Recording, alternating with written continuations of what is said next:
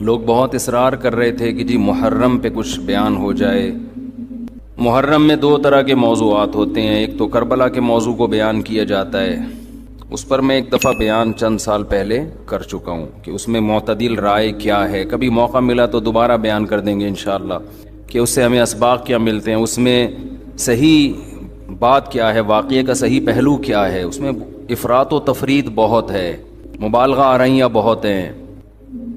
سیدنا حسین ابن علی رضی اللہ تعالی عنہ کو کربلا میں شہید کیا گیا، یہ بہت بڑا ظلم ہے، اس میں دو رائے نہیں ہو سکتی. اور بڑی بات یہ کہ حکومت کی سرپرستی میں یہ کام ہوا ہے، اس لیے یہ بڑا ظلم ہے. جو اسلامی حکومت تھی، جو خلافت کی دعوے دار تھی، شاید اسلامی تاریخ میں اس سے بدترین واقعہ ہمیں نہیں ملتا. لیکن یہ ایک واقعہ ہے، محرم کا اس سے براہ راست کوئی تعلق نہیں ہے. واقعات تو کسی نہ کسی مہینے میں ہوتے ہیں، کسی نہ کسی تاریخ کو ہوتے ہیں، تو ان واقعات سے عبرت حاصل کرنی چاہیے، نہ کہ ان تاریخوں کو پکڑ کے ہم بیٹھ جائیں کہ چونکہ اس تاریخ کو یہ ہوا تھا تو ہم نے یہ کرنا ہے، اس ڈیٹ کو یہ ہوا تھا تو ہم نے یہ کرنا ہے. ہمیں کسی قیمت بھی اسلام کا دامن ہاتھ سے نہیں چھوڑنا. حضرت حسین رضی اللہ تعالی عنہ جو کربلا میں نکلے تو محرم ہونے کی وجہ سے تھوڑی نکلے تھے، تو سیاسی حالات کو درست کرنے کی نیت سے نکلے. وہ محرم ہوتا تو بھی جاتے، سفر ہوتا تو بھی جاتے، ربیع الاول ہوتا تو بھی جاتے، رمضان ہوتا تو بھی جاتے. اس کا محرم سے کیا تعلق ہے؟ جس چیز کو آپ نے حق پہ سمجھا اس کے لیے آپ نے خروج کیا، اس کے لیے اپنی گردن کٹا دی. غیرت کی شہادت کو ذلت کی زندگی پر ترجیح دی، پورا خاندان کٹوا دیا، مگر غیرت پر سودا نہیں کیا. تو اگر یہ سفر میں آپ کو موقع ملتا تو آپ سفر میں نکلتے، ربیع الاول میں موقع ملتا تو ربیع الاول میں نکلتے، رمضان میں ملتا تو رمضان میں نکلتے. ہمیں کیا کرنا ہے؟ چاہے محرم ہو، چاہے سفر ہو، چاہے ربیع الاول ہو، چاہے ربیع الثانی ہو، جمادی الاولیٰ، جمادی الثانیہ، رجب، شعبان، رمضان، ہمیں حکم یہ ہے کہ شریعت نے ہمیں جو حکم دیا ہم اس سے تجاوز نہ کریں. اسلام کیا آرڈر دیتا ہے ہمیں؟ اسلام ہمیں غم کے موقع پہ بھی احکام دیتا ہے اور خوشی کے موقع پہ بھی احکام دیتا ہے. اس سے ہم نے دائیں بائیں نہیں ہونا. الذین اذا اصابتهم مصیبۃ قالوا انا للہ وانا الیہ راجعون. اہل ایمان کی علامت ہے جب انہیں کوئی مصیبت پہنچتی ہے تو کیا کہتے ہیں؟ ہم اللہ ہی کے لیے ہیں اور ہم نے لوٹ کر اللہ ہی کی طرف جانا ہے. یہ کہہ کے صبر کرتے ہیں. دیکھو مصیبت کے موقع پہ آپ کے پاس دو آپشن ہیں، یہ قرآن نے دی ہیں. ایک انتقام، انما السبیل علی الذین یظلمون الناس، فرمایا جو کسی پہ ظلم کرے گا اس پہ گناہ ہوگا، جو ظلم کا بدلہ لے گا اس پہ گناہ نہیں ہوگا. وجزاء سیئۃ سیئۃ مثلھا، قرآن کہہ رہا ہے برائی کا بدلہ اسی کے بقدر برائی. یہ بھی آپشن آپ کے پاس ہے. کسی نے آپ کے ساتھ ظلم کیا، زیادتی کی، آپ ظالم سے بولیں بدلہ لیں، آپ اجازت دی. تبھی تو قرآن نے کہا کوئی کسی کو قتل کر دے فقد جعلنا لولیہ سلطانا فلا یسرف فی القتل، اللہ کہتے ہیں ہم نے مقتول کے وارث کو اجازت دی ہے کہ قاتل سے بدلہ لے لے. ہم نے اس کو یہ قدرت دے دی ہے، ہم نے طاقت دے دی ہے، ہم نے اجازت دے دی ہے. بین الاقوامی لاء تو کہتا ہے کہ قاتل کو آپ قتل نہیں کر سکتے، اس کو یہ ہوگا، عمر قید ہوگی. اللہ کہتے ہیں نہ، کسی کے باپ کو قتل کر دیا گیا، بیٹے کو پرمیشن ہے کہ وہ قاتل سے قصاص لے. حکومت اس میں تعاون کرے گی، قصاص تو یہی لے گا.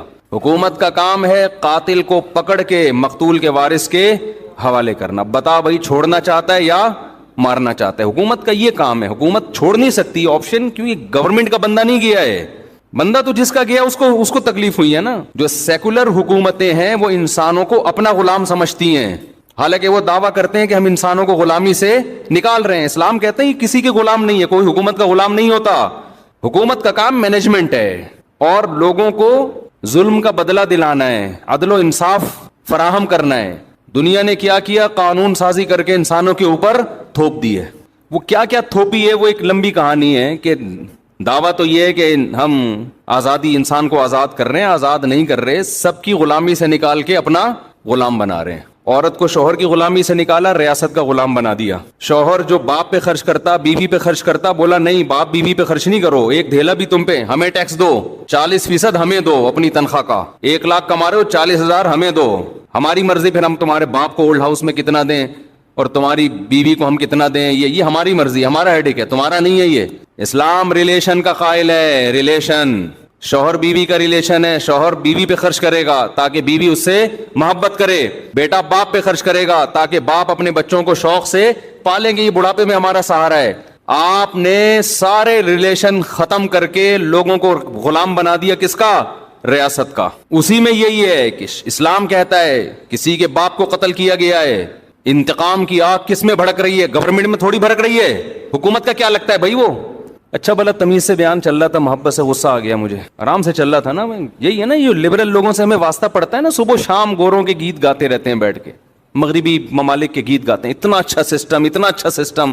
وہ کیا خاک سسٹم ہے یار یہ, جس میں انسان کو اس کے بنیادی حقوق نہیں مل رہے. آپ کہہ سکتے ہیں ہمارے ملک میں کون سا مل رہے ہیں, تو ہمارے ملک میں اسلام نہ ہونے کی وجہ سے مل رہے ہیں. اسلام ہوتا تو مل رہے ہوتے, اس میں اسلام کا قصور نہیں ہے, یہ تو ہمارے حکمرانوں کا قصور ہے. ڈالر نیچے آ گیا سنا, تھوڑا سا خوش فہمی میں مبتلا ہونے کی ضرورت نہیں ہے. 10 روپے نیچے آئے گا, 20 روپے اوپر جائے گا. یہ تھوڑا سا ڈپریشن کم کرنے کے لیے گورنمنٹ کرتی ہے کہ تھوڑا سا نیچے لا کے دھکا دے کے اوپر لے کے جاؤ. تو یہ سیٹ اپ, خیر یہ ایک الگ تبصرے ہیں. تو اسلام ہے جو آپ کو بنیادی حقوق دیتا ہے. میرے باپ کو اللہ نہ کرے کوئی قتل کر دے, گورنمنٹ کا نقصان نہیں ہے. نقصان کس کا ہے؟ میرا انتقام کی آگ مجھ میں بھڑکتی ہے. اس کا نقصان یہ ہوتا ہے کہ میں قاتل کو تلاش کروں گا, وہ نہ ملے اس کے بھائی کو مار دوں گا, وہ نہ ملے اس کے ماموں کو مار دوں گا, جو ہوتا ہے قبائلی علاقوں میں. اسلام نے اس پہ پابندی لگا دی. نا نا نا نا نا, اللہ کہتے ہیں فقط جعلنا لولیہ سلطانا, دیکھو ہم نے تمہارے جذبات کا خیال کیا ہے, ہم نے تمہیں طاقت دی ہے کہ قاتل سے بدلہ لوگے تمہیں گناہ نہیں ملے گا. اب جب ہم نے تمہیں تمہارا حق دے دیا تو اب حد سے تجاوز نہ کرو. کیا مطلب؟ قاتل کے علاوہ کسی اور سے بدلہ لینے کی کوشش نہ کرو. اس نے آپ کا ایک مہمان مارا, آپ نے کہا ہم اس کے 2 مہمان ماریں گے. یہ کام, وہ ایک پنجاب والا چلا گیا نا, پنجاب والا چلا گیا وزیرستان میں, وہاں قبائلی لڑائیاں ہو رہی تھیں, تو وہ کہیں باہر اس کو چارپائی پہ سلا دیا انہوں نے. تو اس کو ڈر لگ رہا ہے یار ان کی تو دشمنی اٹھا کی رات کو آوازیں آتی, مجھے کو مار پور کے نہ چلا جائے. اس نے دروازہ بجایا, بھائی مجھے اندر سلا. اس نے کہا کیوں, گھبرا کیوں رہا ہے؟ اس نے کہا مجھے ڈر ہے آپ لوگ کی دشمنیوں میں نہ مارا جاؤں. اس نے کہا فکر نہ کرو, وہ ہمارا 1 مہمان مارے گا, خدا کی قسم اس کا 10 مہمان مارے گا. اس نے کہا بھائی اس کا تم 10 مارو 20 مارو, ہم تو مر گئے نا, ہم تو گئے کام سے. تو دیہاتی علاقوں میں چاہے بلوچستان ہو, چاہے اندرون سندھ ہو, چاہے کے پی کے ہو, چاہے پنجاب ہو, یہی ہوتا ہے. جہاں قانون نہیں ہے وہاں کیا ہے, قاتل نہ ملے تو جو ملے اس کو مار دو.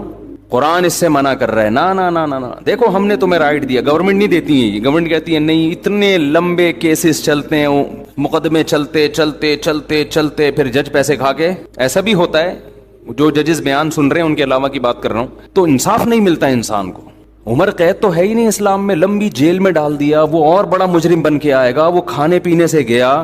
یہاں کتنا اچھا قانون بنایا کہ قاتل کو پکڑ کے حکومت کیا کرے گی, باپ کو مارا ہے تو بیٹے کے حوالے, شوہر کو مارا ہے تو بیوی کے حوالے, لے بھائی اپنے میاں کا بدلہ لے لے. اور اگر دیت لے کے چھوڑنا چاہے تو اس کا بھی آپشن تیرے پاس ہے, دیت لے لے, چھوڑ دے اس کو. پھر قرآن نے دیت کی ترغیب دی, وَمَنْ عُفِيَ لَهُ مِنْ أَخِيهِ شَيْءٌ, جس کو اپنے بھائی کی طرف سے معافی مل گئی. یعنی اللہ مقتول کے وارث کو کہہ رہے ہیں قاتل بھی تمہارا دینی بھائی ہے, تو بھائی سمجھ کے چھوڑ دو.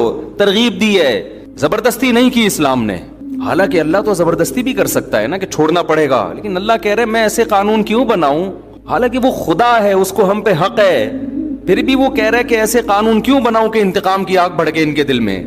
جو خدا جب ہمارے جذبات کی رعایت کر رہا ہے تو گورنمنٹ کون ہوتی ہے جو رعایت نہ کرے؟ بھائی اللہ حکومت سے بڑا ہے کہ نہیں ہے, اس کو ہم پہ زیادہ قدرت ہے. تو قرآن نے کیا کہا, ترغیب دی کہ اس کو کیا کرو, معاف کرو. بہتر یہ معاف کر دو, دیت لے لو, پیسے لے کے چھوڑ دو, اس سے تمہاری غربت دور ہو جائے گی, تمہارا نقصان ہوا اس کی تلافی ہو جائے گی. اے اللہ اس سے تو ہم اگر دیت لے کے چھوڑیں گے یہ تو غیرت کے خلاف ہے. ہمارے باپ کو مارا, وہ قیامت میں کہے گا کہ پیسے لے کے چھوڑ دیا. تو اللہ کہتے ہیں نا نا نا نا نا نا, یہ دنیا کا سزا ہے, آخرت میں قاتل کو معاف نہیں کروں گا. دنیا میں تو قاتل سے قصاص لے بھی لیا جائے نا, گردن اڑا بھی دی جائے, تو اس کا جرم تھوڑی معاف ہوتا ہے. اس لیے کہ جس کو مارا ہے اس نے تو بدلہ ابھی لیا نہیں ہے. دیکھیں جب کوئی قتل کرتا ہے دو نقصان ہوتے ہیں, ایک تو جو بندہ مارا اس کا نقصان وہ گیا, دوسرا اس کے لواحقین کا نقصان. تو ابھی تو لواحقین کی تلافی ہوئی ہے, جو بندہ گیا ہے اس سے تو آخرت میں حساب لیا جائے گا. میں سمجھا پا رہا ہوں اپنی بات کہ نہیں سمجھا پا رہا؟ ابھی میں نے محرم پہ بیان کرنا ہے, لیکن یہ قصاص کی بات درمیان میں آ گئی. میں یہ بتانے کے لیے کہ ہر چیز کا ایک ضابطہ ہے, لا بیان کیا ہے اسلام نے. تو قرآن کیا کہہ رہا ہے؟ قاتل کو فلا یسرف فی القتل, ہم نے اجازت دے دی ہے تو قتل میں حد سے تجاوز نہ کرو. نمبر ایک, حد سے تجاوز کیا ہے؟ جس نے قتل کیا اس کے علاوہ کسی اور کو مارنے کی کوشش نہ کرو کہ جی اس کا چاچا آ گیا تو اس کا ماموں آ گیا تو اس کا خالو آ گیا اس کو اڑا دیا. نہ. نمبر دو, قتل کرنے میں بھی حد سے تجاوز نہ کرو, اس کو تڑپا کے مت مارو. تبھی حدیث میں آتا ہے لا قواد الا بالسیف, قصاص لیا جائے گا تلوار سے, اس میں تکلیف کم ہوتی ہے. سعودی عرب میں گردنیں اڑائی جاتی ہیں نا, دیکھی ہوں گی آپ نے, اب تو وہاں بھی آہستہ آہستہ کم ہو رہا ہے. اس میں کیا کرتے ہیں, جلاد ادھر ایک تلوار لگاتا ہے گردن پہ پیچھے, جیسے ہی تلوار لگتی ہے آپ کی جتنے بھی کنیکشن ہے نا دماغ اور باڈی کا فوراً ختم, تکلیف کا احساس.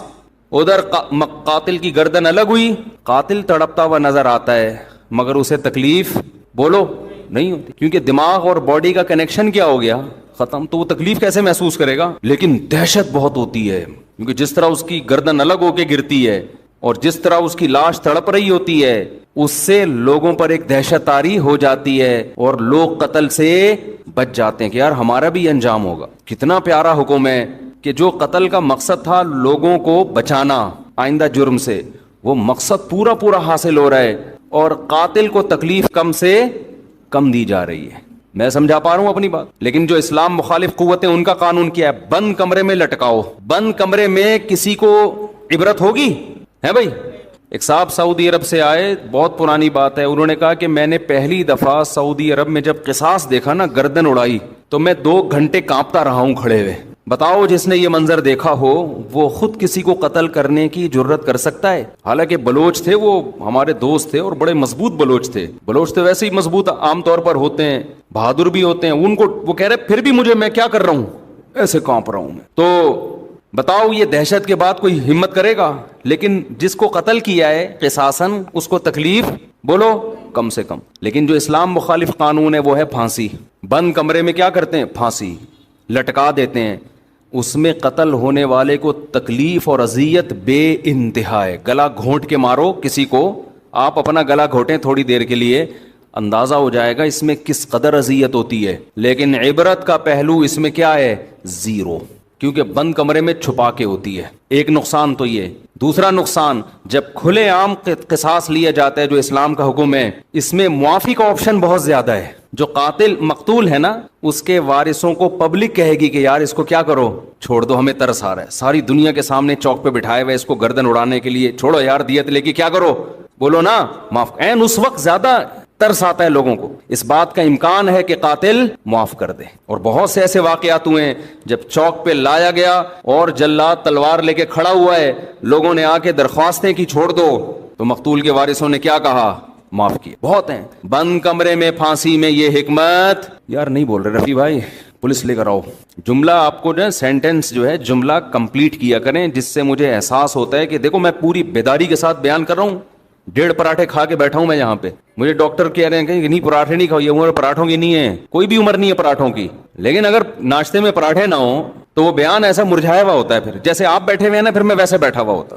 تو اس کی ہم نے تلافی یہ کی ہے کہ بھائی صبح پراٹھے کھا لو, دوپہر کا کھانا ناغا کر دو. کیا خیال ہے اس کی تلافی؟ اس طریقے سے پراٹھے چھوڑ دیں, دنیا چھوڑ دے آدمی, ناشتے میں اس کے بغیر مزہ نہیں ہے. کھائے تو مزے کی چیز ہے نا. ڈاکٹر لوگ جو ڈائٹنگ پلان بناتے ہیں اس میں تو انسان کے زندگی کے مزے, آپ دیکھو کیٹو ڈائٹ کے نام سے آج کل آ رہا ہے کہ صبح یہ کھائیں, پالک کے اتنے پتے کھا لیں. ہم بکری کو کھلاتے ہیں پالک کے پتے, اتنا پودینہ, اس میں اتنے ٹماٹر ڈال کے چاٹ بنا کے کھا لیں اس کو. اور پھر دوپہر کو آپ نے تھوڑے سے پتہ نہیں کیا کرتے ہیں وہ, یہ کھا لیں 2 انڈے, اور یہ رات کو آپ تھوڑا سا گوشت, وہ بھی نمکین بالکل سوکھا.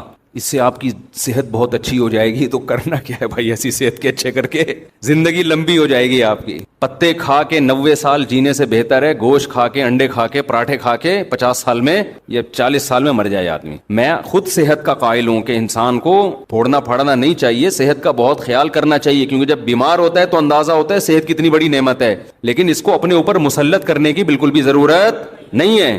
جلدی سے ایک چھوٹی سی بات بتا کے بس آگے چلتا ہوں میں. صحت بنانا ہے کم کھاؤ محنت زیادہ کرو, بس یہ بڑا بہترین معتدل سا اصول ہے. کھاؤ کم. اب ہم نے صبح پراٹھے پھوڑے ہیں تو دوپہر شاٹ, جب تک شدید بھوک نہیں لگے گی تو نہیں کھائیں گے ہم. رات کو تو بہت ہی کم کھاؤ کیونکہ سونا ہوتا ہے تو توند بھر کے سو گے تو پھٹو گے ایک دن دھماکے کے ساتھ.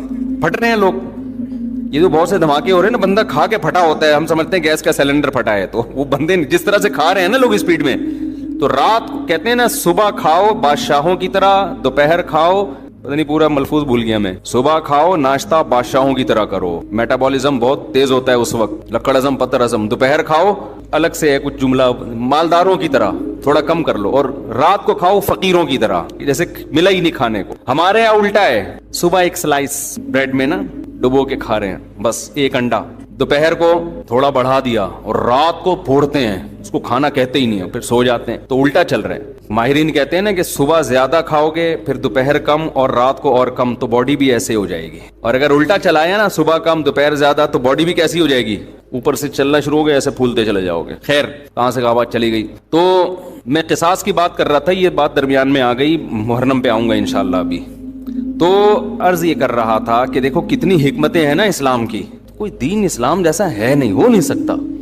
تو اس میں معافی کا بھی چانس زیادہ ہے کہ قاتل کو معاف کرنے کا آپشن اس میں زیادہ ہے. جب کھلے عام ہوگا تو انسان کا دل نرم ہو جاتا ہے, چل بھائی چھوڑ دیا میں نے, لوگ بھی اس کو ترغیب دیتے ہیں. تکلیف کم سے کم ہے جس سے قصاص لیا جا رہا ہے. اچھا ایک اور فائدہ کیا ہے, دنیا میں لا بنتے ہیں, قانون بنتے ہیں, بڑے بڑے ماہرین بحث کرتے ہیں کہ یار اگر ہم قاتل کو قتل کر دیں گے, پھانسی دے دیں گے, تو ایک بندہ تو مرا ہی ہے انسان, اس کے بدلے میں ایک اور کو ہم نے مار دیا, تو یہ کون سا کمال کر لیا. سمجھ میں آ رہی ہے بات. یعنی قتل کو روکنے کے لیے ایک اور بندے کو قتل کر دینا, یہ کون سا کمال ہے. دنیا میں جو لوگ بھی پھانسی کی سزا کے خلاف ہے نا, جو ہیومن رائٹس کی بات کرتے ہیں, وہ یہ دلیل دیتے ہیں کہ جرم کو روکنے کے لیے بندہ قتل ہونے سے بچاؤ, قتل ہونے سے بچا کے جرم سے روکو اس کو. سمجھ میں آ رہی بات. بھائی زید نے بکر کو قتل کیا, دنیا کے ماہرین کہتے ہیں بکر ایک انسان ہے نا, دنیا سے چلا گیا, مزید دنیا سے انسان نہ جائیں اس کے لیے انسان ہی کو ختم کر دینا, یہ کون سی لاجک ہے. تو زید کو ہم قتل نہیں کریں گے, پنشمنٹ ہوگی, سزا ہوگی تاکہ وہ قتل سے بچ جائے, ورنہ بندہ مارنے کے لیے بندہ ہی مار دینا, یہ ایسے جیسے غربت ختم کرنے کے لیے غریبوں کو ختم کر دینا. بھئی غربت ختم کرنے کا ایک طریقہ سارے غریبوں کو کنٹینر میں بند کر کے بم سے اڑا دو, غربت کیا ہو جائے گی, ختم. تو وہ یہ دلیل دیتے ہیں کہ یار انسانیت کو قتل سے روکنے کے لیے کہ انسان ہی کو قتل کر دینا, کیونکہ زید نے بکر کو مارا, غلط کیا, تو زید بھی تو بکر جیسا ہے نا, جتنا قیمتی بکر کا خون اتنا ہی قیمتی زید کا خون, تو اس کو قتل نہیں ہونے دیں گے ہم. یہ انسانوں کی لاجک ہے جو خدا کے قانون کے مقابلے میں اس کی کوئی حیثیت نہیں ہے. قرآن نے اس لاجک کا جواب دیا ہے. یہ پہلے بھی لوگ تھے اس طرح کی باتیں کرتے تھے. قرآن نے کہا وَلَكُمْ فِي الْقِصَاصِ حَيَاةٌ يَا أُولِي الْأَلْبَابِ, اے عقل مندو, وہ لوگ جن کی عقل صحیح کام کرتی ہے, سنو, ہم جو کہہ رہے ہیں کہ قاتل کو قتل کر دو, تو اس قتل میں انسانیت کا قتل نہیں ہے, انسانیت کی بقا ہے. ایک مارو گے کروڑوں بچیں گے, اور اگر ان کو جیل میں ڈال کے چھوڑتے رہو گے نا تو قتل دنیا میں ختم ہونے کے بجائے بڑھے گا. اور یہ جو تمہاری لاجک ہے کہ بکر کا خون جتنا قیمتی تھا زید بھی اتنا ہی قیمتی ہے, اس لاجک کا جواب یہ کہ بڑے نقصان سے بچنے کے لیے چھوٹا نقصان برداشت کیا جاتا ہے. زید کا خون قیمتی ہے مگر اتنا نہیں جتنا معصوم لوگوں کا خون قیمتی ہے. ان معصوموں کے خون کی زیادہ قیمت ہے, قاتل کے خون کی اللہ کی نظر میں قیمت نہیں ہے. سمجھ میں آ رہا ہے کہ نہیں آ رہا. اس بے قیمت خون کو بہانے سے قیمتی خونوں کی حفاظت ہو جائے گی. تو اللہ نے ایک نظام بنایا ہے, جو میں اصل بات عرض کر رہا تھا. اب کیا ہے, میں اصل موضوع کی طرف آتا ہوں دوبارہ. اللہ تعالیٰ نے محرم بھی دیا ہمیں, سفر بھی دیا ہمیں, ربیع الاول بھی دیا ہمیں پچھلی قوموں کے واقعات بھی سنائے, یہود و نصارہ کے. قرآن کہتا ہے یہود و نصارہ نے اپنے دین کو کھیل اور تماشا بنا لیا. لہو و لعب, کیا مطلب لہو و لعب بنا لیا؟ جن احکامات کو فوکس کیا گیا تھا نا تورات اور انجیل میں, ان احکامات سے غافل ہو گئے اور اپنی طرف سے احکامات گڑ گڑ کے ان کو فالو کرنا شروع کر دیا. سمجھ میں آ رہی ہے بات؟ یہاں تک کہ ان میں بھی پھر اختلافات شروع ہوئے. کسی نے کہا یہ صحیح ہے, کسی نے کہا یہ غلط ہے. اختلاف ہوتے ہوتے ہوتے ہوتے حدیث میں آتا ہے 72 فرقوں میں ڈیوائیڈ ہو گئے. وہ کتنے فرقوں میں؟ 72. کیونکہ جب نئی نئی چیزیں ایجاد کی ہیں نا تو نئی چیزوں کی بریکیں کیا ہوتی ہیں؟ بولو، فیل۔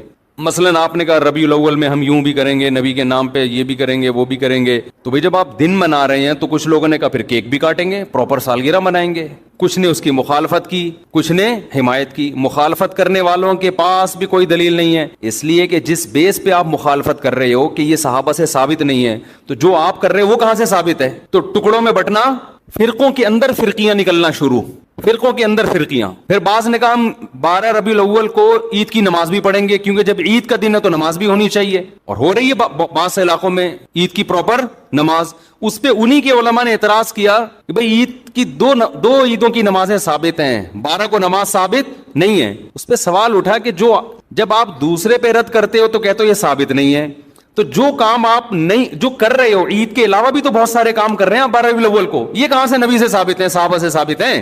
نہیں، یہی بات میرا خیال ہے۔ جب آدمی کی بیس مضبوط نہیں ہوتی نا تو وہ فرقوں میں اور تفرقے میں بٹتا چلا جاتا، وہ فرقے سے فرقیاں، فرقیوں کی پھر ذیلی فرقیاں، وہ ہوتے ہوتے اتنا کچومڑ بن جاتا ہے کہ سمجھ میں نہیں آتا کہ میں اس کو فالو کروں یا اس کو فالو کروں۔ میں سمجھا پا رہا ہوں اپنی بات؟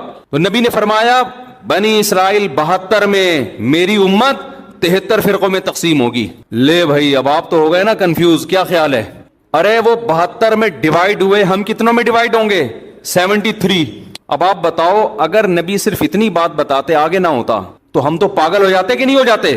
مجھے لگ رہا ہے آپ نہ پاگل ہوں گے نہ عقل مند ہوں گے، پاگل ہو جاتے ہیں نا کہ یار ہم تو اتنے کنفیوز ہو جائیں گے، کون سا، لوگ مجھ سے آ کے کہتے ہیں سمجھ میں نہیں آتا کون سا مولانا درست ہے، گرین چینل صحیح ہے کہ وائٹ چینل صحیح ہے کہ بلیک چینل صحیح ہے، کالے کپڑے پہنے کہ سفید کپڑے پہنے کہ پیلی چپل پہنے کہ نیلی چپل پہنے، چپلوں میں، کرتوں میں، ٹوپیوں میں، بغیر ٹوپی والے۔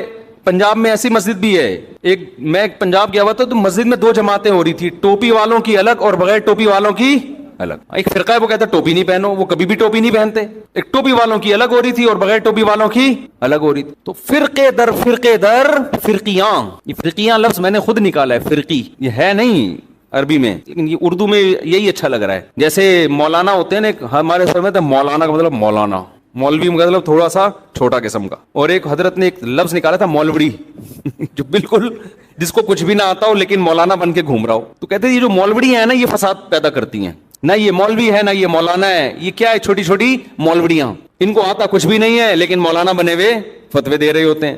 تو 73 فرقوں میں امت کیا ہوگی؟ ڈیوائیڈ۔ ہم ابھی اسی سے ڈرے بیٹھے تھے کہ یار اتنے فرقے، نبی نے ہمیں اور ڈرا دیا، آگے جو الفاظ ہیں اس سے تو اور زیادہ خوف پیدا ہو رہا ہے، پھر نبی تسلی بھی دیں گے، اور خوف پیدا ہو رہا ہے۔ آپ نے فرمایا کلہم فی النار الا واحدہ، ایک کے علاوہ سب کے سب کہاں جائیں گے؟ جہنم کی آگ میں، سب کو اٹھا کے پھینک دے گا اللہ جہنم میں۔ لو بھائی، اس سے تو ہمارا خوف کم ہونے کے بجائے اور زیادہ بڑھ گیا۔ اگر نبی اتنا ہی کہتے 73 فرقوں میں ڈیوائیڈ ہو جاؤ گے، ہم کہتے کوئی بات نہیں یار، 73 میں سے ہو سکتا ہے 70 جنت میں جائیں، تو ہم کس میں سے ہوں گے؟ انہی 70 میں سے ہوں گے۔ یہ بہت اہم بیان کر رہا ہوں، اس کو کھوپڑی میں بٹھائیں کسی طریقے سے۔ کلہم فی النار، سب کے سب کہاں ہوں گے؟ جہنم میں۔ صرف ایک کیا ہوگا؟ وہ کہاں جائے گا؟ صحابہ علم پر حریص تھے، انہوں نے فوراً نبی سے پوچھ لیا کہ یا رسول اللہ وہ ایک جنتی کون سا ہے؟ اگر یہ نہ پوچھتے تو کتنا بیڑا غرق ہو جاتا ہمارا۔ نبی نے اس فرقے کا نام نہیں بتایا، یہ بھی ہمارے نبی نے ہم پر بہت بڑا احسان کیا، کیونکہ اگر نبی نام بتاتے تو سب لوگ وہی نام رکھ لیتے۔ ایک آدمی کہتا ہے جی یہ میری طرف سے مٹھائی لے جاؤ، وسیم نام کا آدمی ہوگا، صرف اسی کو دینا۔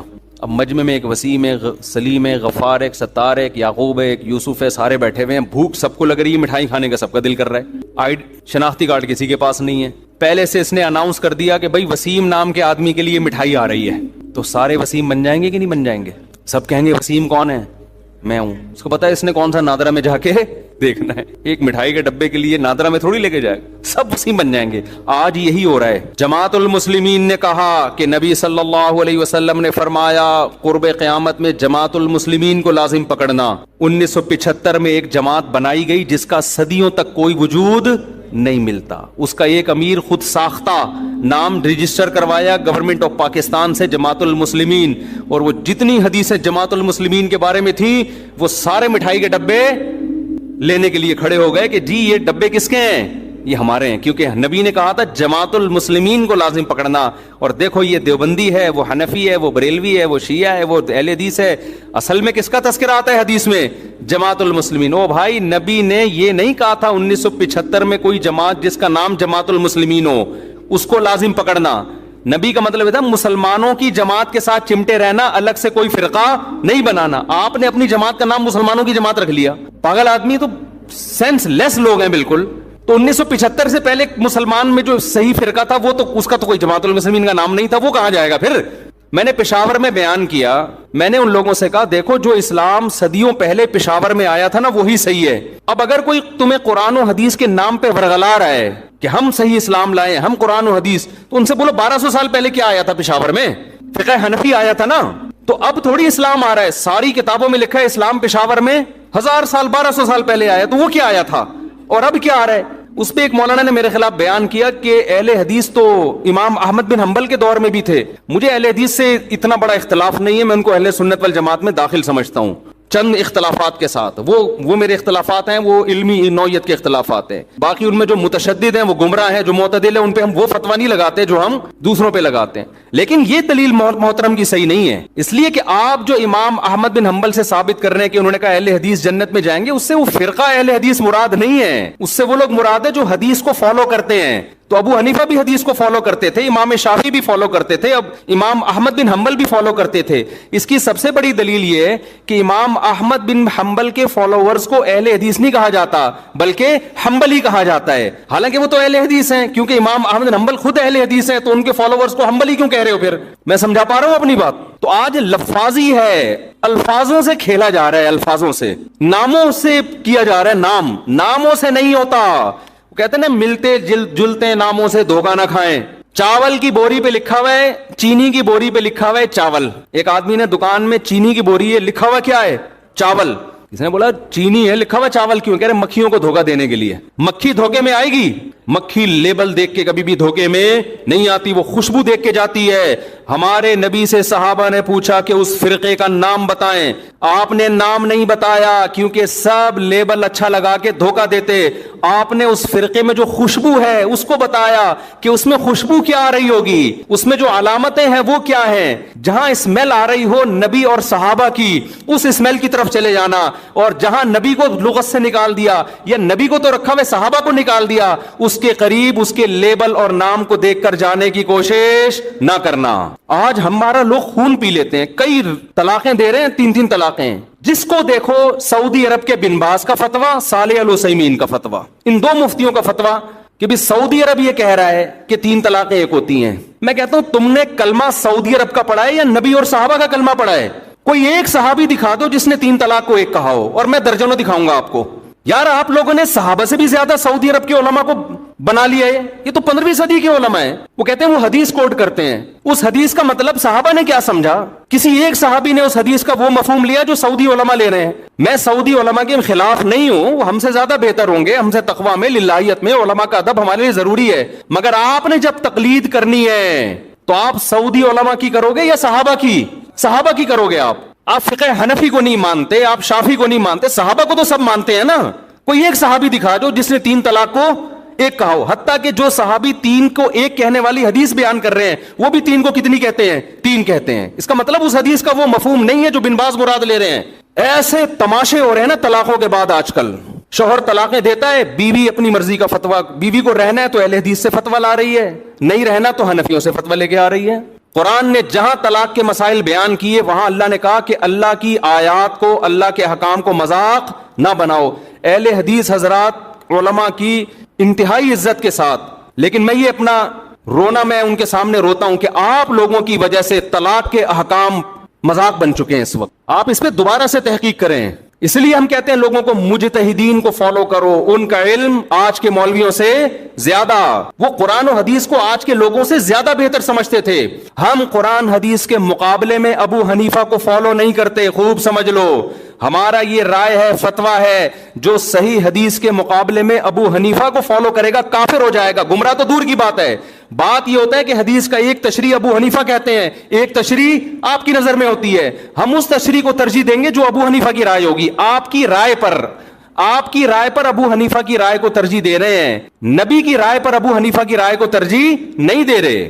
خدا کی قسم لا الہ الا اللہ، جو قرآن و حدیث پر ابو حنیفہ کو ترجیح دے گا اللہ کی قسم کافر ہو جائے گا. وہ ہمارا موقف 2 اور 2 4 کی طرح ہے، لیکن بات یہ آپ کے کہنے سے نہیں ہم کریں گے. آپ کی ایک رائے ہے جو صحیح بھی ہو سکتی ہے غلط بھی، ابو حنیفہ کی بھی ایک رائے ہے جو صحیح بھی ہو سکتی ہے غلط بھی، لیکن اس میں غلطی کا امکان کم، آپ میں غلطی کا امکان زیادہ ہے. تو طلاق ثلاث میں تو 4 ائمہ متفق ہیں، یہ تو تابعین تبع تابعین کے دور کے ہیں، سارے صحابہ متفق ہیں، آپ کو حدیث مل گئی. یہ کیسی بات ہے بھائی؟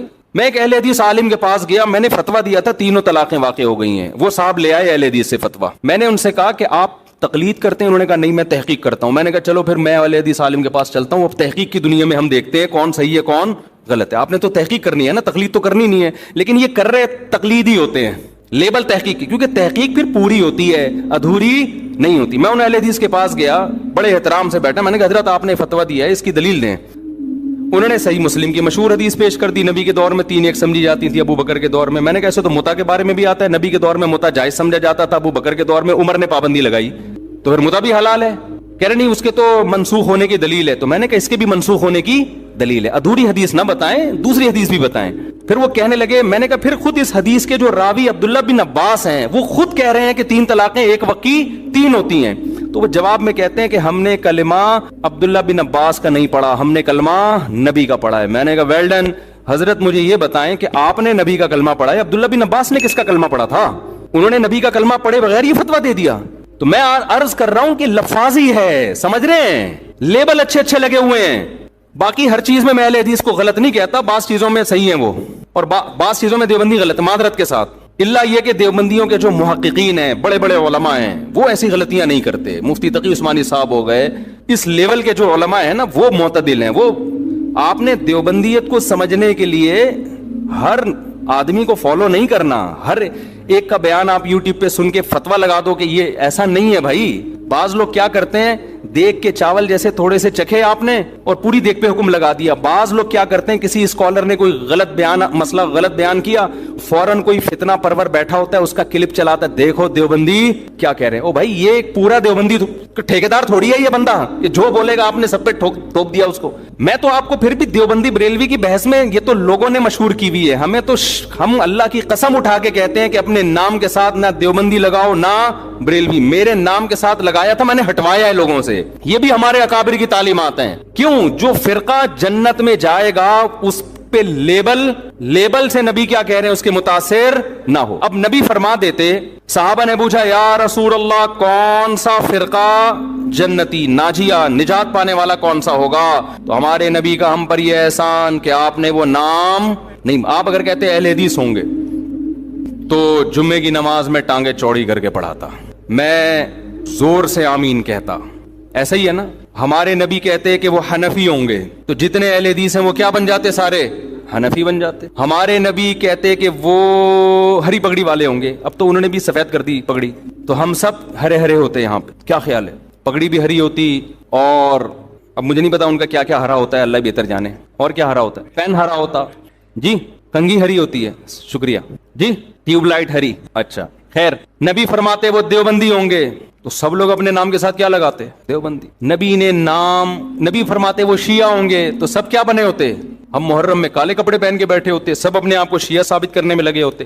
نبی نے علامت بتائی تاکہ ملتے جلتے ناموں سے دھوکہ نہ کھائیں، ناموں سے متاثر نہ ہو. نام کچھ بھی ہو، اول تو ہمارا نام مسلم رکھ دیا ہے قرآن نے، تو ہم سب کیا ہیں؟ مسلم ہیں، جس کو اردو میں مسلمان کہا جاتا ہے. ہمیں کسی اور شناخت کی بالکل ضرورت نہیں ہے. سوال پیدا ہوتا ہے پھر یہ مشہور کیسے ہو گئے دیوبندی بریلوی؟ میں بار بار کہتا ہوں یہ لوگوں نے نام دیے ہیں آسانی کے لیے. مثال کے یہ لوگ کیوں نام دیتے ہیں؟ آپ کہیں رشتہ لینے کے لیے جائیں، لڑکی والے آپ کا کانسیپٹ پوچھنا چاہتے ہیں کہ یہ میلاد شریف والا ہے، تیجے 40ویں والا ہے، ربیع الاول میں پروگرام والا ہے، یا یہ والا نہیں ہے. اب وہ پوری ڈیٹیل پوچھیں تمہارا عقیدہ کیا ہے، پوری ڈیٹیل کے بجائے شارٹ نام رکھا ہوا ہے. بھائی جو یہ کرتے ہیں ان کو بریلوی کہا جاتا ہے، جو یہ نہیں کرتے ان کو کیا کہا جاتا ہے؟ دیوبندی. تو ان شارٹ وہ انہوں نے، کیونکہ مسلمان تو دونوں ہی کہلاتے ہیں نا.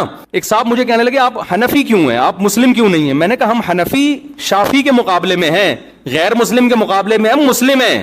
ہم دیوبندی بریلوی کے مقابلے میں کہلاتے ہیں، غیر مسلم کے مقابلے میں تھوڑی ہم دیوبندی ہیں، تو مسلم ہیں. تو اللہ نے ہمارا نام مسلم غیر مسلم کے مقابلے میں رکھا ہے. باقی نام بھی ہم نے نہیں رکھے، پبلک نے اپنی آسانی کے لیے رکھے، پھر وہ مشہور ہو گئے. ورنہ نہ دیوبندیت میں کچھ ہے نہ بریلویت میں کچھ ہے. اصل میں تو وہ علامت جو نبی بیان کر رہے ہیں، وہ علامت جس میں پائی جائے گی، خواہ وہ دیوبندیت کے نام سے ہو، اہل حدیث کے نام سے ہو، بریلوی کے نام سے ہو، شیعہ کے نام سے ہو، سنی، اس سے کوئی فرق نہیں پڑتا. نام تو وہی دینا چاہیے، مسلم. لیکن میں بتا رہا ہوں لوگ اپنی آسانی کے لیے نام دیتے. کس مکتبہ فکر سے آپ کا تعلق ہے؟ تاکہ ان شارٹ بات ہو جائے نا. تو نام نبی قرآن نے ہمیں مسلم دیا، اور علامت کیا بتائی؟ صحابہ نے پوچھا یا رسول اللہ کیا کون سا فرقہ؟ آپ نے فرمایا ما انا علیہ و اصحابی. کیا بلاغت ہے یار اس کلام میں، سارے فرقوں کا پول پٹیاں کھول دی. آپ نے یہ نہیں فرمایا جو قرآن کو فالو کرے گا، یہ نہیں فرمایا، کیونکہ ہر فرقہ نسبت کہاں کرتا ہے؟ کیونکہ قرآن تو سب کی بیس ہے نا، قرآن ہی سے نکل گئے. کیا خیال ہے بھائی؟ ایک فرقہ مسلمانوں میں آئے اور کہ میں تورات کو مانتا ہوں، قرآن کو نہیں مانتا ہوں، تو ہے ہی نہیں، تو کسی کھاتے میں ہے ہی نہیں، نکل یہاں سے. بیس تو قرآن ہے، اور قرآن کو ماننا بھی ضروری، اس کو فالو کرنا بھی. لیکن فرقوں میں جب فرق کیا جا رہا ہے تو قرآن کا تذکرہ نہیں. ما انا علیہ، جس پر میرا عمل، میں چلوں، تو نبی جس پر چلے اس کو تو حدیث کہا جاتا ہے. اور یہ بھی نہیں فرمایا حدیث، کیونکہ حدیث قول، عام طور پر حدیث کا اطلاق قول پر ہوتا ہے. بخاری میں ایک روایت آ گئی، مسلم میں ایک روایت آ گئی، لوگ اس کو حدیث سمجھتے ہیں. نبی کا جو پراپر عمل رہا ہے، کس پر آپ صلی اللہ علیہ وسلم عمل کر کے گئے ہیں، اس کو آج کل کے لوگوں نے حدیث سے خارج کر دیا. مثال کے طور پر امام مالک حدیث لے کر آتے ہیں ہاتھ باندھ کے نماز پڑھنے کی، فتویٰ دیتے ہیں ہاتھ چھوڑ کے نماز پڑھی جائے. میں مسجد نبوی میں بیٹھا ہوا تھا، ایک صاحب تقریر کر رہے تھے اردو میں. سارے فتنے وہاں اردو اسپیکنگ جا کے پھیلاتے ہیں، عرب میں نہیں عام طور پر یہ تشدد. اس سے کسی نے پوچھا کہ ہاتھ چھوڑ کے نماز پڑھنا کیسا ہے؟ انہوں نے کہا بالکل ناجائز، بدعت. کیوں؟ حدیث میں آتا ہے ہاتھ باندھ کے نماز، ہم حدیث کو فالو کریں گے، امام مالک کو فالو نہیں کریں گے. اتنی سختی سے امام مالک پہ رد کیا. میں نے کہا اس جگہ امام مالک نے کئی سال بیٹھ کے درس دیا ہے، اس نے ان کی شخصیت کا بھی احترام نہیں کیا. عوام یہ میسج لے کے جا رہی ہے کہ قرآن و حدیث کا اس کو پتا ہے، امام مالک کو پتا نہیں تھا، حالانکہ وہ تو تبع تابعین میں سے ہیں. حدیث میں آتا ہے ان قریب ایک شخص پیدا ہونے والا ہے مدینہ میں جس کی طرف پوری دنیا سے علم کے لیے لوگ آئیں گے. اکثر علماء اس طرف گئے، اس سے مراد امام مالک ہیں. اکثر علماء اس طرف گئے. اتنے بڑے عالم کا مذاق اڑا دیا آپ نے. آپ یوں کہہ سکتے تھے کہ حدیث میں آتا ہے کہ ہاتھ باندھ کے نماز. امام مالک نے دیکھا کہ مدینہ والے ہاتھ چھوڑ کے نماز پڑھ رہے ہیں. امام مالک نے اس سے دلیل پکڑی کہ انہوں نے صحابہ کو دیکھا ہوگا، اور صحابہ نے کس کو دیکھا؟ نبی کو. تو اگرچہ باندھنے کا تذکرہ ہے، لیکن نبی کا آخری عمل کیا تھا؟ ہاتھ چھوڑ کے. تو امام مالک کی رائے میں یہ دلیل ہے. وہ کہہ رہے ہیں کہ حدیث میں تو ہمیں باندھنے کا تذکرہ ملتا ہے، لیکن جو عمل مل رہا ہے ہمیں پریکٹیکلی، جو تواتر مل رہا ہے وہ چھوڑنے کا مل رہا ہے. تو عملی تواتر کو وہ زیادہ ویلیو دے رہے ہیں قولی حدیث سے، تو وہ بھی حدیث ہی پر عمل کر رہے ہیں. پھر آپ ایک رائے بیان کر دیتے کہ بھئی ان کی رائے بھی ٹھیک ہے، دلیل ان کی بھی بنتی ہے، لیکن ہم حدیث کے ظاہر کو دیکھتے ہیں، بھئی باندھنے کا تذکرہ ہے تو ہم کہتے ہیں نبی نے جو چھوڑ کے نماز پڑھی ہوگی، ہو سکتا ہے وہ کسی عذر سے پڑھی ہو، یا ہو سکتا ہے کہ جی وہ آسانی کے لیے، یہ بتانے کے لیے کہ یہ بھی جائز ہے. تو ادب کا تقاضا یہ کہ باندھ لیے جائیں. لیکن اگر کوئی امام مالک کی رائے کو فالو کر رہا ہے تو ہم اس کو بھی برا نہیں کہیں گے. یہ انداز ہوتا تو میرا خیال ہے زیادہ اچھا ہوتا. لیکن آج کل کے اسکالرز جو قرآن حدیث کے ٹھیکیدار بنے ہوئے ہیں، ان کا یہ اسٹائل بولو نہیں ہے. ان کا یہ اسٹائل ہے کہ حدیث مجھے آتی ہے، باقی سارے جاہل ہیں. یہ تو امام مالک کے بارے میں اگر وہ پوچھ لیتے نا رفع الیدین کا مسئلہ امام حنیفہ کا، پھر تو وہ ایک دم آگ نکلنا شروع ہو جاتی. جو اسٹائل امام مالک کا تھا کہ مدینہ میں نے لوگوں کو ہاتھ چھوڑ کے نماز پڑھتے ہوئے پایا ہے، رفع الیدین نہ کرنے کے بارے میں وہی دلیل کس کی ہے؟ امام ابو حنیفہ کی، کہ کوفہ علم کا مرکز تھا. کوفہ میں عبداللہ بن مسعود اور علی رضی اللہ تعالیٰ عنہ کے آ کے آباد ہوئے. یہ دونوں صحابہ علم میں دوسروں سے بہت زیادہ تھے. ان کے شاگرد جتنے بھی کوفہ میں تھے رفع الیدین نہیں کرتے تھے. امام ابو حنیفہ نے اس سے استدلال کیا کہ ٹھیک ہے بخاری مسلم تو امام حنیفہ کے بعد آئی ہے، لیکن صحیح حدیثیں رفع الیدین کرنے پر بھی ہیں. لیکن یہ جو آخر میں نہیں کر رہے اتنے سارے صحابہ، تو یہ اس کی علامت ہے نبی نے آخر وقت میں ترک کر دیا تھا. آپ اس دلیل پہ آپ یہ کہہ سکتے ہیں کہ مجھے یہ دلیل سمجھ میں نہیں آتی، میری رائے یہ کہ کیونکہ بخاری میں ہے تو ہم رفع الیدین کریں گے. ٹھیک ہے، آپ کی نہیں سمجھ میں آ رہی تو ٹھیک ہے، ہم تو مانتے ہیں نبی نے کیا ہے. لیکن اگر ابو حنیفہ اہل کوفہ اور صحابہ تابعین جو ان کے شاگرد تھے ان کے عمل سے استدلال کرتے ہوئے نہ کرنے کا فتویٰ دے رہے ہیں، آپ ان کی نماز کو بولو خلاف سنت ہے، اس کا مطلب آپ اپنی رائے کو دوسرے پر تھوپنا چاہتے ہیں. امام ترمذی جو امام بخاری کے شاگرد ہیں، جب رفع الیدین کرنے کا ذکر کیا نا انہوں نے، آپ ترمذی میں دیکھ سکتے ہیں عربی میں، تو اس میں کہتے ہیں وَبِهِ يَقُولُ بَعْضُ أَهْلِ الْعِلْمِ مِنْ أَصْحَابِ النَّبِي، رفع الیدین کرنا بعض اہل علم صحابہ کی رائے تھی۔ جب رفع الیدین نہ کرنے کا تذکرہ کیا ہے تو پھر لکھتے ہیں وَبِهِ يَقُولُ غَيْرُ وَاحِدٍ مِّنْ أَهْلِ الْعِلْمِ مِنْ أَصْحَابِ النَّبِي، یہی اہل علم صحابہ میں بہت سارے لوگوں کی رائے ہے۔ یہ کون کہہ رہے ہیں؟ امام بخاری کے شاگرد، حالانکہ وہ خود بھی رفع الیدین کے قائل تھے، لیکن دلیل میں صحابہ کی جب بات آ رہی ہے تو کیا کہہ رہے ہیں؟ تو میں آپ سے عرض کر رہا ہوں کہ ہر محدث، ہر مجتہد کا اپنا ایک اصول ہوتا ہے، اور اس کا بنیادی مقصد کس کو فالو کرنا ہے؟ نبی کو فالو کرنا۔ تو آپ صرف قولی حدیث لے رہے ہو، نبی کا عمل نہیں دیکھ رہے، یہ مسٹیک ہے۔ تو نبی نے پہلی علامت کیا بیان کی؟ ما انا علیہ، بولو نا، وہ اصحابی، جس پر میں ہوں، جو میرا عمل ہے جس پر، تو یہ نبی کا عمل تھا۔ اب اس عمل میں اختلاف ہو سکتا ہے، کوئی کہہ رہا ہے ہاتھ چھوڑ کے نماز کا عمل تھا، کوئی کہہ رہا ہے ہاتھ باندھ کے نماز کا عمل تھا، کوئی کہہ رہا ہے رفع الیدین کا عمل تھا، کوئی کہہ رہا ہے نہ کرنے کا عمل تھا، آخر عمل، ٹھیک ہے۔ یہ اختلاف شریعت میں ناپسندیدہ نہیں ہے، اس اختلاف کی بیس پہ فرقے نہیں بنتے، کوئی بنائے گا تو وہ جہنمی ہے۔ اور یہ اختلاف صحابہ میں بھی تھا، کیونکہ دونوں میں وہ علامت پائی جا رہی ہے ما انا علیہ۔ کامیاب فرقے کی علامت کیا ہے؟ جس پر نبی کا عمل، تو نبی کا عمل دونوں پر ہے نا، تو اس میں آپ دونوں میں سے کسی کو بھی غلط بولو نا یار، نہ ہاتھ باندھ کے نماز پڑھنے والے کو، نہ ہاتھ چھوڑ کے، نہ رفع الیدین کرنے والے کو، نہ کرنے والے کو، کیونکہ دونوں کے پاس دلیل ہے، دونوں مکتبہ فکر کی، اور دونوں کہاں سے ثابت کرتے ہیں؟ نبی سے۔ تو اس بیس پہ جتنا بھی اختلاف ہو، اس اختلاف سے جنت اور جہنم کا فتویٰ نہیں لگتا۔ سمجھ میں آ رہی ہے بات؟ اگلی بات، نبی یہاں کہہ کے رکے نہیں صرف ما انا علیہ، اگر آپ رک جاتے تو ہم صحابہ کو بیچ سے نکال دیتے، ہم کہتے ہیں حدیث میں کیا آ رہا ہے، بس نبی نے فرمایا وَأَصْحَابِي۔ کیوں؟ اب دیکھو ترتیب کیا ہے، آپ نے قرآن کا ذکر کیوں نہیں کیا؟ کیونکہ قرآن کی لوگ ایسی تشریح کریں گے جو نبی کی تشریح کے خلاف، جیسے غامدی صاحب اللہ ان کی عمر میں برکت دے، بہت ساری تشریحات ایسی کرتے ہیں قرآن کی جو حدیثوں کے خلاف جا رہی ہیں۔ نبی نے شادی شدہ زانی مرد کو رجم کیا ہے، ساری دنیا جانتی ہے، متواتر روایات ہیں، وہ قرآن کی آیت کی تشریح کرتے ہیں کہ زانی مرد اور عورت کو 100 کوڑے مارو، تشریح ایسی کر رہے ہیں جس میں شادی شدہ کو بھی شامل کر رہے ہیں، حالانکہ یہ کنواروں کے بارے میں نازل ہوئی ہے، حدیث سے پتہ چلتا ہے، متواتر حدیث سے۔ تو نبی نے کیا فرمایا؟ قرآن کا تذکرہ کیوں نہیں ڈائریکٹ اپنے عمل کو پیش کیا، تاکہ لوگ قرآن کی وہ تشریح نہ کریں جو میرے عمل کے، صرف میری حدیث نہیں، میرے عمل کے بھی خلاف ہو۔ اور عمل بھی نبی کا اصل میں حدیثی کہلاتا ہے، دو قسمیں، قولی اور ایک فعلی۔ آپ نے ایک عمل کیا، صحابہ نے سینہ بسینہ اس عمل کو نقل کیا، یہ بھی حدیث ہے، چاہے بخاری میں نہ بھی ہو، چاہے مسلم میں نہ بھی ہو۔ دوسرا، آپ نے ان لوگوں پہ رد کرنے کے لیے جو حدیث کی تشریح اخپل طریقے سے کریں اور اس میں صحابہ کو بیچ سے نکال دیں، ان کو نکالنے کے لیے آپ نے کیا فرمایا؟ میرا اور میرے اصحاب کا عمل۔ سمجھ میں آ رہی ہے بات؟ میرے اور میرے اصحاب کا عمل۔ کیا مطلب؟ ایسے فرقے آئیں گے جو قرآن کی تشریح اخپل طریقے سے کریں گے، حدیث کو بیچ سے نکال دیں گے، یہ بھی جہنمی، چاہے وہ اپنے آپ کو صبح و شام اہل قرآن کہتے ہوں۔ لیبل جو منکرین حدیث ہیں ان کا پتہ ہے اپنے فرقے کا نام کیا رکھا ہے؟ اہل قرآن۔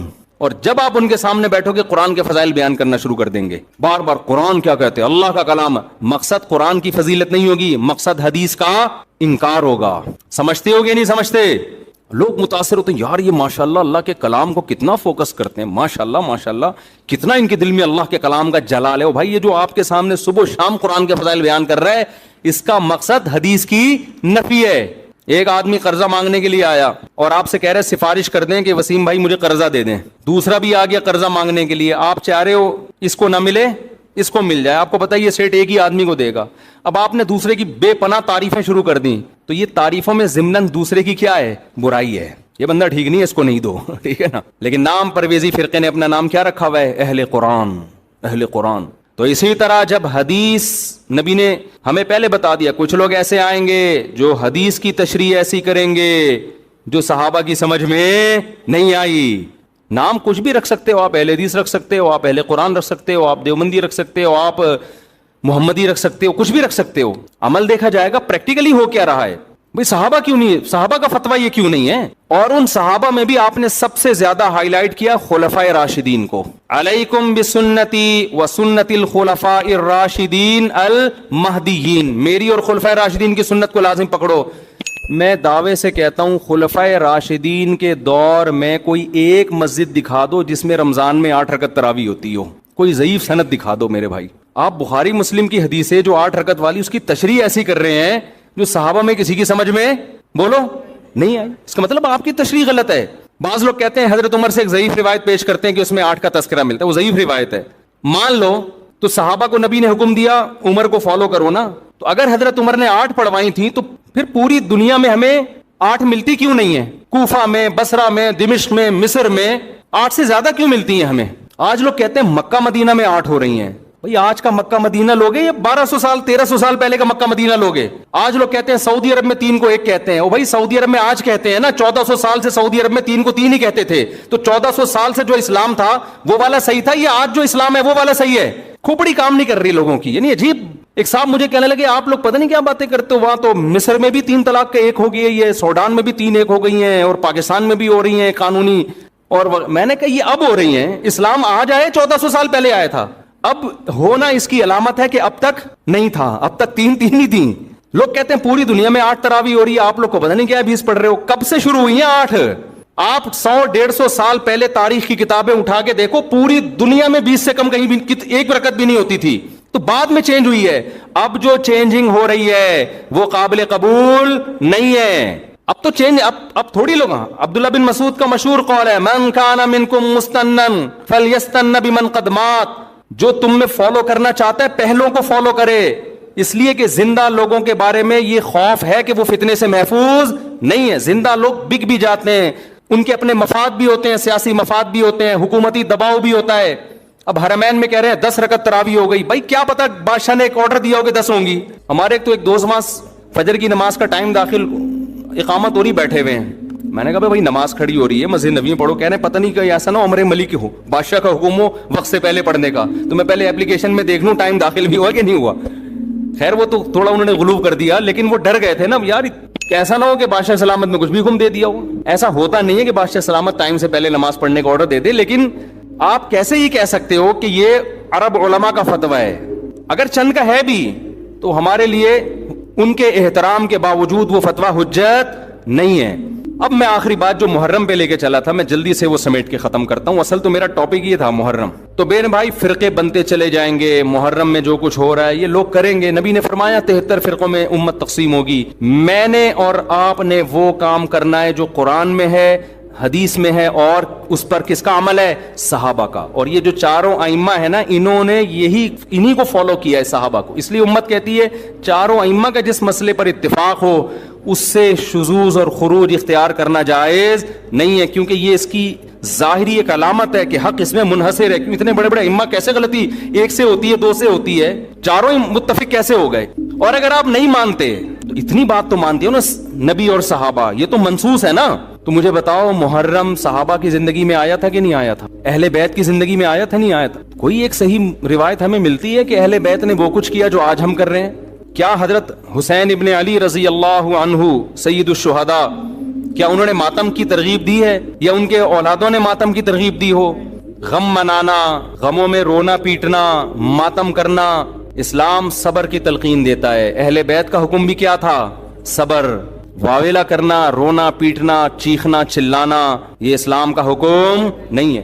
بعض لوگ استدلال کرتے ہیں کہ فلاں موقع پہ نبی صلی اللہ علیہ وسلم روئے, فلاں موقع پہ فلاں صحابی روئے. غم کے موقع پہ روئے ہیں, غم کا موقع گزرنے کے بعد اس تاریخ آنے پر روئے, ایسا ہمیں تذکرہ بولو نہیں ملتا.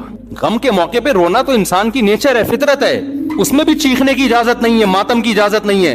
این جب صدمہ پہنچے اس وقت آپ کو ماتم کی اجازت نہیں, نبی نے لعنت فرمائی ہے. تو صدمہ گزرنے کے 1 سال بعد اس تاریخ کو آنے پر کہاں سے اجازت ہو گئی؟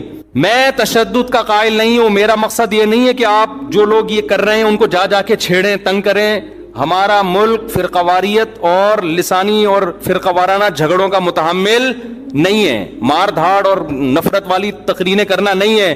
میرا مقصد تو اہل سنت والجماعت کو یہ بتانا ہے کہ آپ ایک فیصلہ کرو, آپ ادھر ہو یا ادھر ہو. آپ کے اصول کچھ اور ہیں, ان کے اصول کچھ اور ہیں, ان کو ان کے اصولوں پہ چلنے دیں. جب نبی نے کہہ دیا نا 73 ہوں گے تو 73 ہو کے رہیں گے. آپ فرقواریت ختم نہیں کر سکتے. آپ نے سلیکٹ کرنا ہے کہ صحیح کون ہے غلط کون ہے. آج لوگ کہتے ہیں فرقواریت ختم ہو جائے. میں نے کہا نہیں ہو سکتی ختم بھائی, نبی نے کہہ دیا 73 فرقے ہوں گے, کیسے ختم ہوگی؟ آپ نے سلیکٹ کرنا ہے, گائیڈ کرنا ہے کہ صحیح کون ہے, اپنے لیے سلیکشن کرنی ہے. ان میں صحیح کون ہے میں وہاں جاؤں گا. آپ کے پاس بہت سارے آپشن ہوتے ہیں دنیا میں بھی, تو آپ سارے آپشن ختم کر دیتے ہو. کئی رشتہ آیا آپ کے لیے, بہت ساری لڑکیاں ہیں, آپ نے کہا یہ ٹھیک ہے باقیوں کو بم سے اڑا دو. او بھائی آپ کو جو سمجھ میں آیا آپ اس سے شادی کر لو, بلکہ اس سے بھی نہیں 3 اور سے کر لو. اور لڑکی کے پاس ایک آپشن ہے, تو بھائی جو سمجھ میں آ رہا ہے اس سے کر لو, باقی وہ دوسرا جو مرضی آپ کے بلا سے آپ کہیں اس کو مار دو, کیونکہ وہ غلط آدمی کا رشتہ میرے پاس آیا ہے, بندہ ٹھیک نہیں ہے, ابا اس کو مروا دو. ابا کہے گا بیٹا تو اتنے لوگ صحیح بھی ہیں غلط بھی ہیں, تجھے جو صحیح لگ رہا ہے وہ بتا دے, جو غلط ہے وہ اس کو رہنے دے, وہ تیرا کام نہیں ہے. دنیا میں بہت سی غلط بھی ہوتی ہیں, ان کو وہ غلط مل جائے گا. تو فرقے تو رہیں گے, حضرت عیسیٰ علیہ السلام ہی آ کے ان فرقوں کو ختم کریں گے, اور تلوار سے ختم ہوں گے یہ. اور یہ ہمیں اجازت, ہمیں بم پھاڑنے کی, تلوار چلانے کی, گالیاں دینے کی اور ایسے بیان کرنے کی جس سے نفرتیں پھیلیں, ہمیں اس کی اجازت نہیں ہے. ہمارے پاس تو جو بھی آتا ہے ہم اس کو گلے لگاتے ہیں. شیعہ لوگ بھی آتے ہیں, ہم ملتے ہیں, تمیز سے بات کرتے ہیں, اکرام کرتے ہیں, السلام علیکم. مذہب پہ بحث نہیں کرتے ہم, کیوں؟ ہمیں پتہ ہے خام خواہ کا جھگڑا ہوگا. جو سیکھنے آنا چاہے بات کر لیتے ہیں اس سے ہم. تو ہم نفرتوں کے قائل نہیں ہیں, نہ ہم تشدد کے قائل ہیں. ہم تو آپ کو یہ بتا رہے ہیں کہ آپ فیصلہ کرو کہ آپ ہو کس کیٹیگری میں. ہماری حدیث ہمیں یہ بتاتی ہے, ہمارے نبی ہمیں یہ بتاتے ہیں کہ ما انا علیہ واصحابی, جو میرے اور صحابہ کا طریقہ. ہمارے نبی پہ محرم بھی آیا, صحابہ پہ محرم بھی آیا, جو انہوں نے کیا ہم بھی وہی کریں گے. ہمارے نبی کی زندگی میں ربیع الاول آیا, صحابہ کی زندگی میں خلفائے راشدین کی زندگی میں آیا, جو انہوں نے کیا ہم بولو نا وہ کریں گے. انہوں نے کیا کیا؟ صبر کیا ہے. غم کے موقع پہ کیا کیا ہے؟ صبر کیا ہے. تو ہم بھی کیا کریں گے؟ صبر. یا ہمیں اجازت دی ہے قاتل سے قصاص لیں.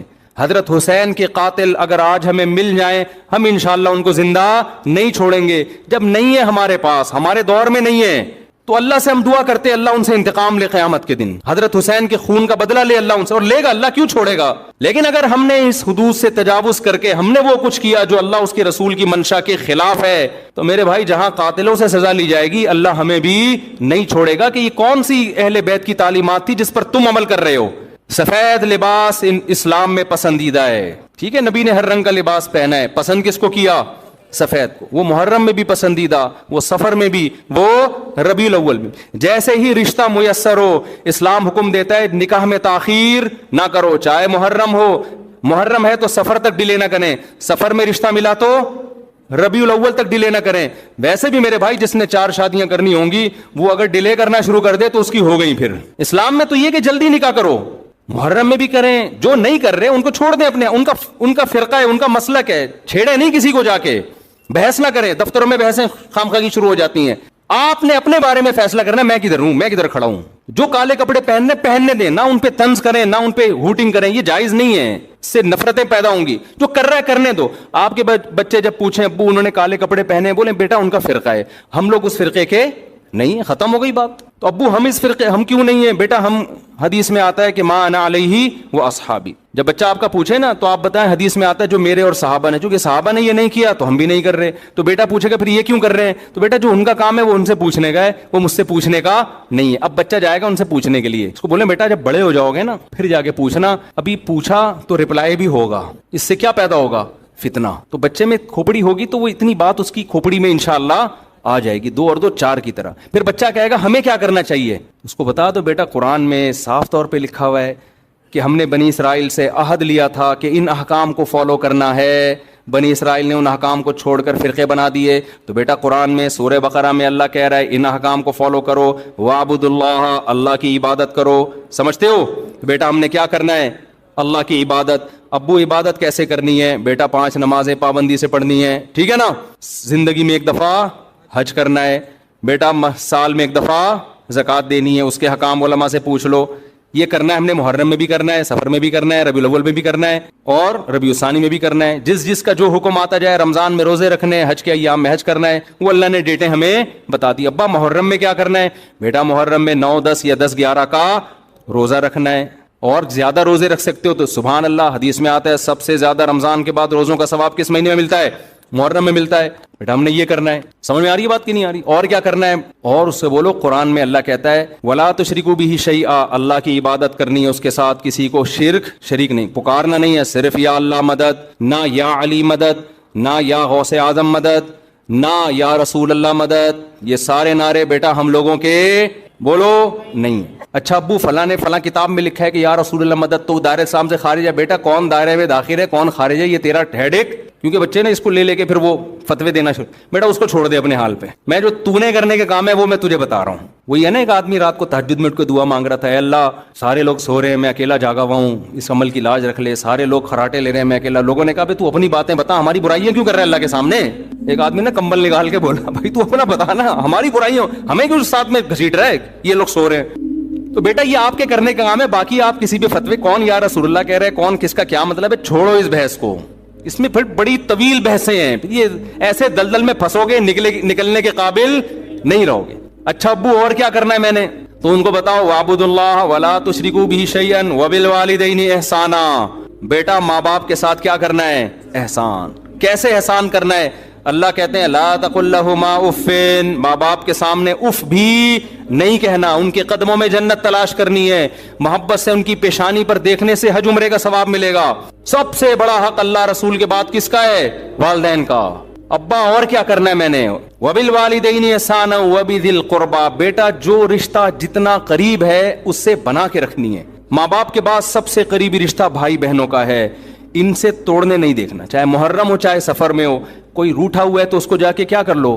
راضی کر لو. ان پہ خرچ کرو، ہدیے دو، ان کو نذرانے دو تاکہ یہ جڑیں. جو رشتہ داری توڑتا ہے وہ محرم میں جو مرضی کر لے، حدیث میں آتا ہے وہ جنت میں نہیں جائے گا، چاہے وہ ربیع الاول میں جو مرضی کر لے. ابا اور کیا کرنا ہے؟ بیٹا رشتہ داری میں سب سے پہلا کام یہ ہے، قرآن کہتا ہے عورت کی میراث نہیں کھانا. میں مر جاؤں اپنی بہن کی وراثت اس سے پوچھے بغیر فوراً ہینڈ اوور کر دینا. سمجھ میں آ رہی ہے بات کی نہیں آ رہی ہے؟ فوراً کیا کر دینا، اس کے حوالے کر دینا میں مر جاؤں تو. ایسا نہ ہو 20 سال تک مانگتی رہے یا آپ بولو ہم نے جہیز اتنا دے دیا تھا. اور بھی اس طرح کے حکام ہے جو سورت بقرہ میں ایک ہی جگہ اللہ نے وَقُولُوا لِلنَّاسِ حُسْنًا، جب بھی لوگوں سے بات کرنی ہے اچھے اخلاق سے بات کرنی ہے، تمیز سے بات کیا کرو. بیٹا جب تم بات کرتے ہو تو لگتا نہیں ہے کہ تم نے تمیز کہیں سے سیکھی بھی ہے.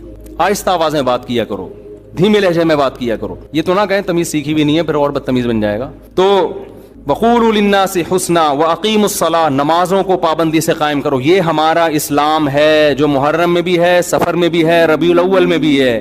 اس کے علاوہ جو کچھ ہے میرے بھائی وہ ہماری اپنی اختراعات ہیں، ایجادات ہیں، اس میں اللہ کی رضا شامل نہیں ہے. اللہ تعالی ہمیں سمجھنے کی، عمل کی توفیق عطا فرمائے. جمعے کے بیان کے بعد تھوڑی دیر مسائل کا سیشن ہوگا. آپ لوگوں نے بھی کچھ پوچھنا ہے تو پوچھ سکتے ہیں، جانا ہے تو جا سکتے. یہ میں نے آج بیان میں جو حضرت حسین رضی اللہ عنہ کے لیے سید الشہداء کا لفظ استعمال کیا تو حدیث میں یہ حضرت حمزہ کے لیے استعمال ہوا ہے، تو اس کو کریکشن کر لیں. حضرت حسن اور حسین کو سیدہ شبابی اہل الجنہ، جنت کے نوجوانوں کا سردار کہا گیا.